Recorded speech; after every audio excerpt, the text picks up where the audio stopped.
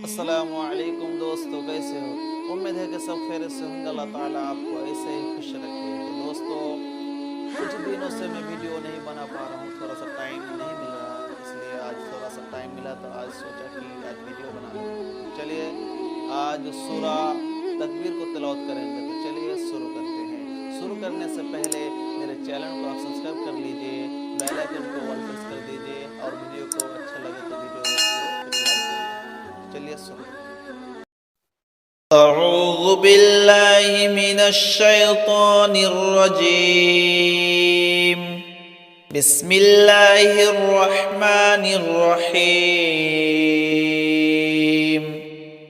إذا الشمس كورت وإذا النجوم انكدرت وإذا الجبال سيرت وإذا العشار عطلت وإذا الوحوش حشرت وإذا البحار سجرت وإذا النفوس زوجت وإذا الموءودة سئلت بأي ذنب قتلت وإذا الصحف نشرت وإذا السماء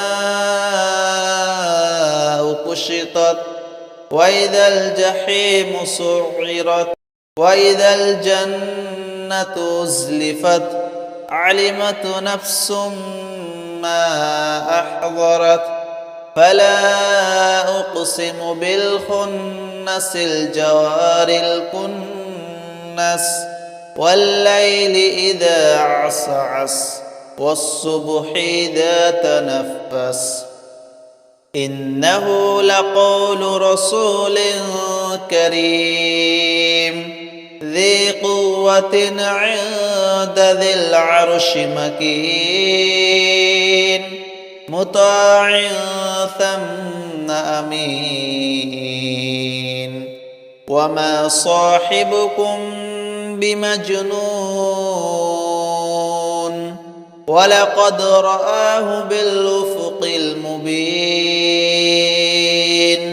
وما هو على الغيب بضنين وما هو بقول الشيطان الرجيم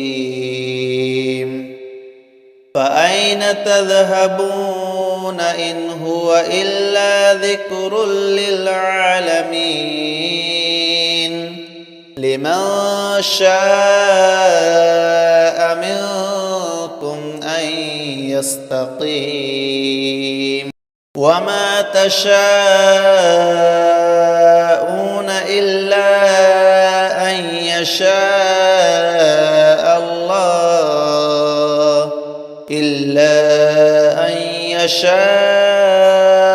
الله رب العالمين.